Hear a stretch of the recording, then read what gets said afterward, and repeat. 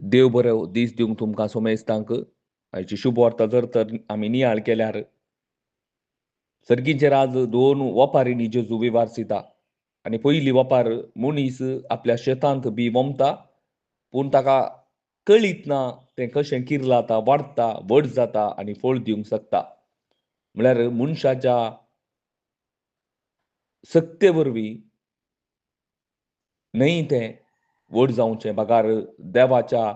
सक्ते वरवीं तें व्हड जावचें सो एकल्यांक देवाची गरज आसा देवाच्या उतरांची गरज आसा म्हणून आमकां स्पश्ट हांगा दिसून येता आनी सर्गींच्या राजाक वचूंक मनशाच्या सक्ते वरवीं तें जायना बागार तें देवाच्या सक्ते वरवीं तें जावन आसा देवाचे उतार आमी नियाळ करतना म्हळ्यार देवाचे उतार खरी शुभ वार्ता आमी नियाळ करतना तें जावन आसा उतार जिवे आनी क्रियात्मक जावन आसा ते दोन दारीचे तालवारी बरी तें जावन आसा तें एकल्याक मेळटना ताका ताचें थंय कितें आसा काळजांत कितें आसा नाका जाल्लें सगळें तें काडून उडयता आनी ताका नितळ करता आनी ताका देवाच्या राजाक योग्य जायशें करता आनी तें ताका देवाचें उतार कितें हाडून येता गे म्हळ्यार भावार्थ हाडून येता बरवसो हाडून येता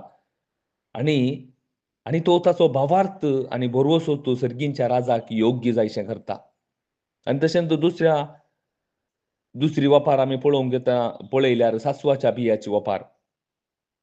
पळय ही सासवाचें बी जावन आसा ल्हान मस्तू सगळ्या झाडां परास सगळ्या बियां परास तें ल्हान पूण तें कितें करता गे म्हळ्यार तें व्हड जाता आनी व्हड जावन व्हडलो रूख जाता आनी जायतल्या सुकण्यांक तें थंय बिडार करूंक जागो दिता आनी तशेंच मोगाच्या भाव भयणीनो ह्या सासवातींतलो भावार्थ आमकां आसूंक जाय जेजू ओपारींनी दुसरे कडेन सांगता आनी हे सासवाचें बी कशें हेरांक गोंठऱ्यो सुकण्यांक गोंठऱ्यो दिवन थंय बिडार दिता गे तशेंच हो आमचो भावार्थ आमकां कितें करता गे म्हळ्यार हेरांकी सर्गींच्या राजाक आपण हाडिशें करता ह्या भावार्था मुखांत कितें आमी देवाचें उतार आयकून आमचें थंय भावार्थ वाडटना खंडीत जावन हेरांनी सर्गींचे राज आपणाय जाय कोणीय ना जावन नजो एकल्यांनी सर्गींचे राज आपणा जाय म्हणली देवाची खुशी त्या मनशाक कळीत जाता आनी तो हेरांकी शुभ वार्ता परगट करूंक तो आशेता मोगाच्या भाव भयणीनो ह्या दोनी वपारींनी आमकां मस्त गरजेचें कितें गे म्हळ्यार जेजू ल्हान ल्हान संगतींनी सर्गींच्या राजाची गुटां आमकां कळीत करता हांगा आमकां पयलें जावन जायजें कितें गे म्हळ्यार घालतेपण आमी घालतीं जायचे मोगाच्या ल्हान जायचे ती ल्हान दोनी बी आनी तशेंच आमी आज घालतीं जायजय घालतीं जातना आमकां व्हडल्या व्हडल्या संगतींची म्हळ्यार सर्गींच्या राजाची सगळीं गुटां देव आमकां कळीत करता आनी हीं गुटां कळीत जाल्यार मात्र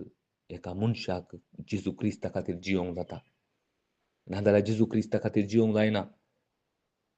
बेश्टे आमी एका धर्मांत आसत पूण क्रिस्ता खातीर आमकां जियोंक जायना